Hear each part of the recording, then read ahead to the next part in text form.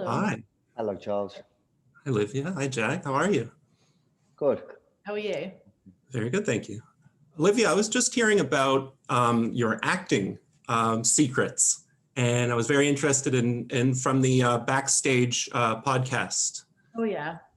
My lack Um, of acting secrets. oh, well, I was actually very informed, and I was wondering, for this film in particular, that you're front and center as executive producer, what are some of your, in addition to finding the short story on which it's based, what are some of your executive producer secrets?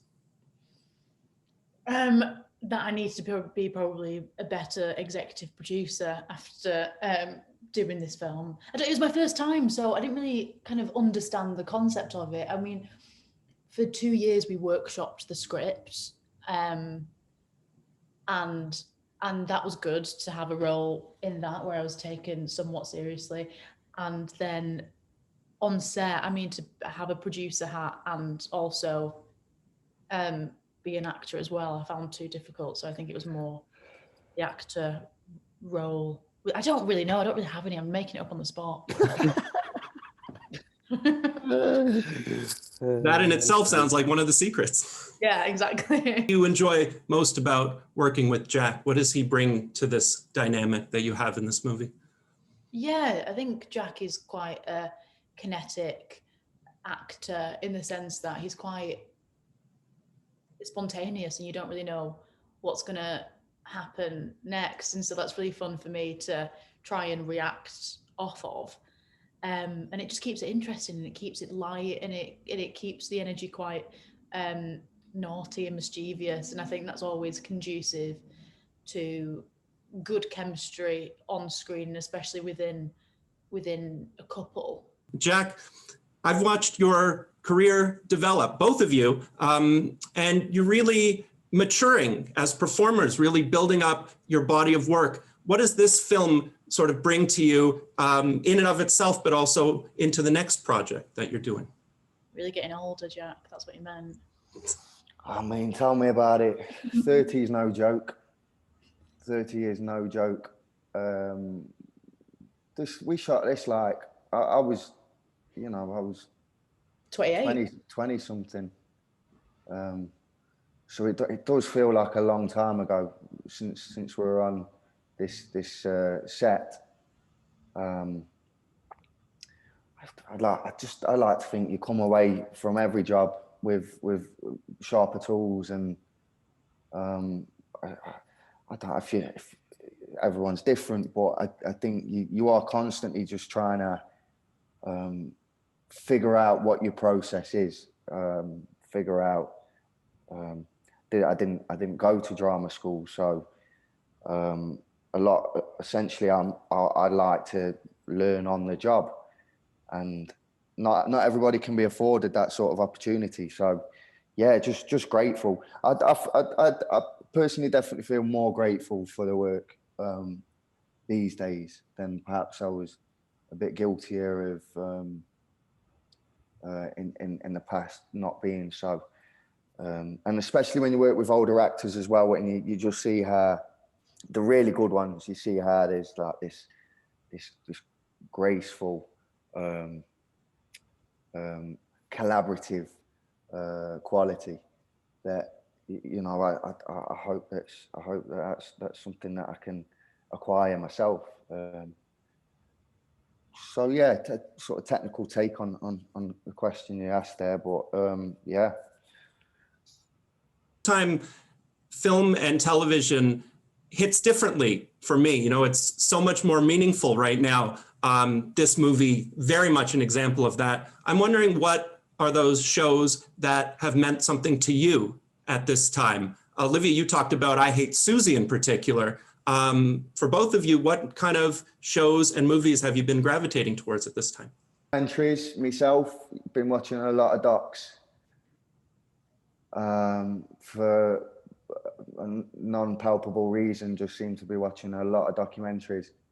And there's a really meaty one, really hard-hitting one about the pandemic called 76 Days, which I recommend. Have you heard of it? I have, yeah. I haven't seen it though. breathtaking. What's it on, Jack? It was on Channel 4, so you might catch it on OD. Okay. But like MTV have the rights to it, so I don't know what they're screening it on. But yeah, it was shot in Wuhan during the outbreak, first time round. Like over a year ago, they were shooting it, and there's like directors that on the credits it doesn't say the name, just anonymous, and like the cameraman anonymous, like just don't want to fucking put the name to it, which is harrowing. You know, I always like to ask what memories you hold on to from the set. Do you see this as sort of a time, a place of memory? Do you hold on to that in particular? As in now the real world sense of does it feed into I mean, I'll be really honest with you. My hope for this film is that we'd get it out as soon as possible because we have a captive audience. And people are being told to stay at home, do nothing, like watch Netflix or just binge watch TV, because people haven't really got much option to do anything else unless you're homeschooling or what have you. So yeah, and I was always kind of thinking from a post-film perspective of, well, let's try and get eyes on it, just so in the hope that people might find some meaning and some further reasoning of what's happening now. In terms of memory, I mean, I feel slightly facetious in saying the sooner we forget about it, the better, but maybe not. Maybe that's not true. I think there'll be a renewed sense of gratitude for the things that we did take for granted, and yeah, I think either way it will live long in the memory. It's weird how it relates to the film though as well. Like you're trying to achieve this global scale because the pandemic that we're dealing with in the movie is a global one. But unbeknownst to ourselves at the time, the reality of the one that we faced is it's global, but it's become much more localized.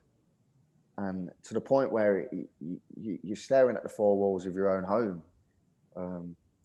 Things are happening across the globe, but we're just we've been told to remove ourselves and disconnect ourselves physically from each other, that it is so localized and whittled down into this sort of like small scale that each and everyone's going through, but independently it feels like it's mad because we're only connecting online or through the TV, and there's no real sense of the collective thing. I think will come when we get to see each other again and stuff. Lastly, I want to ask Olivia, you've moved back to London since this film, the landscape in this film of Vancouver in particular, and a lot of your films from North America have been so much a part of it. What has that meant for you in terms of switching your location? And in this movie, you know, you have you get to use your own accent, for example. What is going back to London meant for you in this time? I mean, it just means coming back to center in a way. Like I feel like, in a way, living in America for so long was amazing and so formative for me, but I always felt like a part of my personality was missing because some bits just didn't translate well enough, and other things I had to adapt to. So coming back here, I mean, I moved up the street from my best friends. We all grew up together in Manchester, and they all live in a house down the street. So I just moved up the street from them. So it's all really lovely, and I feel just calm and more centered, and that I feel like I've got on back a bit of my personality that I was missing so much in America. I don't know if you find that, Jack. Like I feel like I have to translate myself sometimes when I'm in America. Yeah. I hear that, and just repeat myself a lot, which is partly my own fault, because I think the thing you're supposed to do when you're an expat in in America is you're supposed to adopt this transatlantic twang, but I couldn't bring myself to do it because I know I'd have to go home and then get slapped. Yeah, by me mum. Yeah. So yeah, you're dead right. I think you put it well there, Olivia. Is that there's just for me it was just I miss pubs.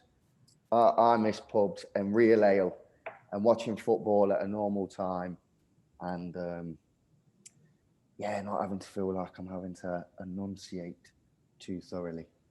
Yeah. And I'm sure Americans feel like that when they're here. Like, you know, we all speak the same language, but culturally it is quite different. Well, I just wanted to say again, I have enjoyed watching you both mature and grow on screen and as performers and interacting with you. And this movie was so deeply felt for me. And I wish you luck into the next projects that you're doing as well, too. Cheers, Charles. Thank you so much. Thank you. Lovely man.